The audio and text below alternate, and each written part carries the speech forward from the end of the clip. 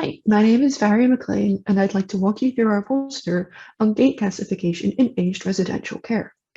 The goal here is to measure walking activity in people who live in long-term care homes.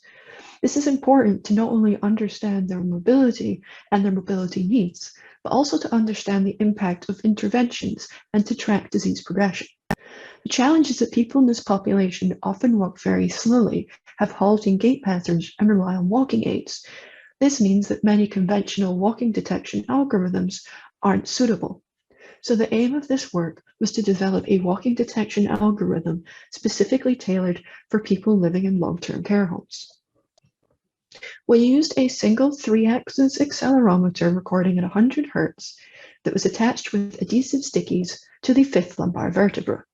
Our population included 11 older men, and 16 older women, who were asked in a period of 5 to 15 minutes to stand, sit, and walk.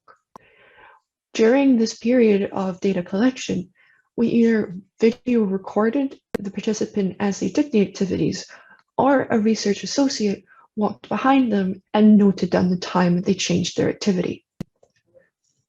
So this is the flow code of our algorithm. I think the best way to explain it is if you pause the video and have a quick look through the flow code. Okay, so let's move on to our results. Shown here on the x-axis is time in minutes, and on the y-axis, linear acceleration in terms of gravity. The linear acceleration includes vertical, shown in turquoise, medial lateral, shown in dark blue, and anterior posterior, shown in purple. The areas shaded in gray are walking bouts as identified either from video timings or from the clinician's notes. We can then look at the algorithm labeled walking bouts, shown here in yellow. We can see that the algorithm is really good at rejecting periods of inactivity. So for example, this break between walking here, here, here, and also here. However, the algorithm was not great at discerning walking activity from other activity, for example, here, which is probably when the participant sits down. When we look at the statistics of our results, we see that the accuracy, sensitivity, precision, and F1 score are all pretty good, but the specificity, negative predictive value, and false positive rate weren't quite as good. So to conclude, the algorithm did a respectable job at identifying walking, but it was not great at discerning between walking and other activities.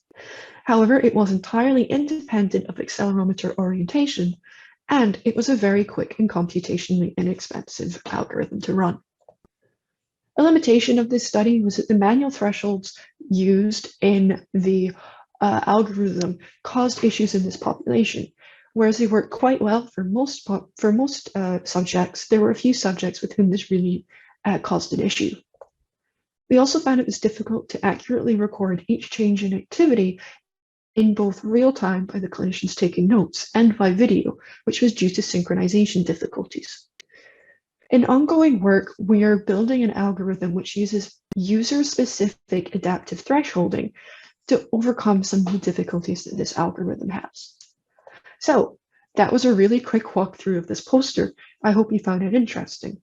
I also need to thank the Health Research Council of New Zealand for the grant to support this research, the guarantors of BRAIN for travel to this conference, and of course everyone in the Brain and Movement team and those in the University of Auckland for their work on this project. Thank you. Have a wonderful day.